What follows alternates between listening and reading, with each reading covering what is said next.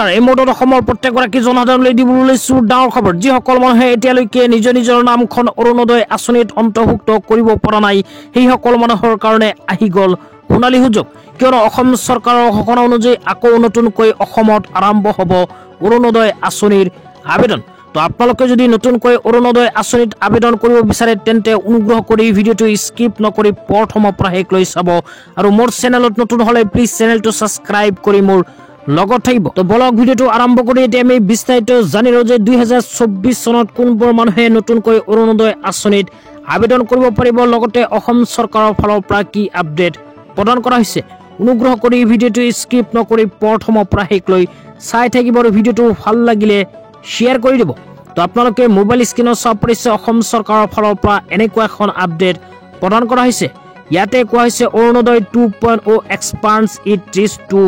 transgender dibangajan and individual with various health condition with raised 3,800 crore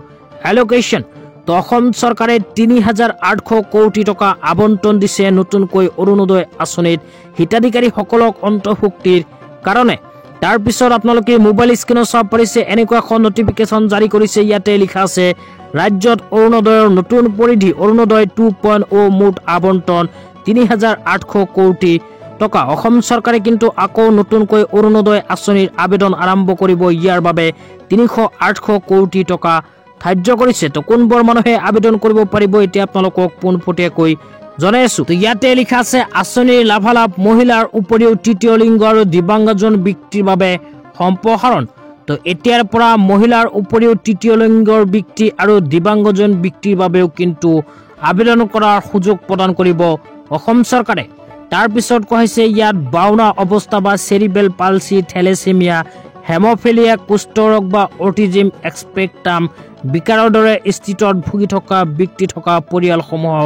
অন্তৰ্ভুক্ত থাকিব তো আপোনালোকৰ পৰিয়ালত যদি এইবোৰ বেমাৰৰ লগত অন্তৰ্ভুক্তি হৈ থকা কোনো সদস্য আছে তেন্তে নিঃসন্দেহে 2024 চনত নতুনকৈ অৰুণোদয় আঁচনিত নিজৰ নাম অন্তৰ্ভুক্ত কৰিব পাৰিব তাৰ পিছত কোৱা হৈছে এই আঁচনিৰ অধীনত 2.5 লাখ অতিৰিক্ত হিতাধিকাৰীক অন্তৰ্ভুক্তিৰ জৰিয়তে ৰাজ্যৰ 30 লাখতকৈ অধিক পৰিয়াললৈ অৰুণোদয়ৰ মুঠ সম্প্ৰসাৰণ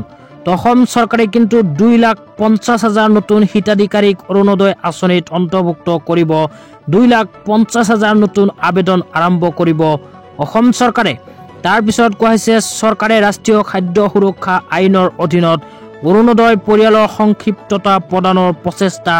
আৰম্ভণিতে পাইলট হিচাপে গ্ৰহণ কৰিব তাৰ পিছত কোৱা হৈছে চৰকাৰে অৰুণোদয় হিতাধিকাৰীসকলক নিম্নলিখিত বীমা কভাৰেজ প্ৰদান কৰাৰ বিষয়ে বিবেচনা কৰিব তো যিসকল মানুহৰ নাম এতিয়ালৈকে অৰুণোদয় আঁচনিত অন্তৰ্ভুক্ত হৈ আছে সেই সকল মানুহক কিন্তু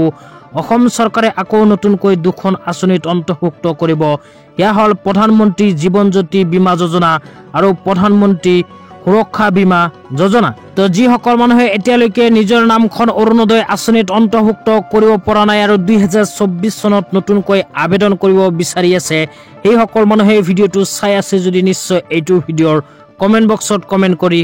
জনাই দিব তো আজি ইমানেই ভিডিঅ'টো চাই কেনে পালে নিশ্চয় কমেন্ট কৰি জনাব লগতে মোৰ চেনেলত নতুন হ'লে চেনেলটো ছাবস্ক্ৰাইব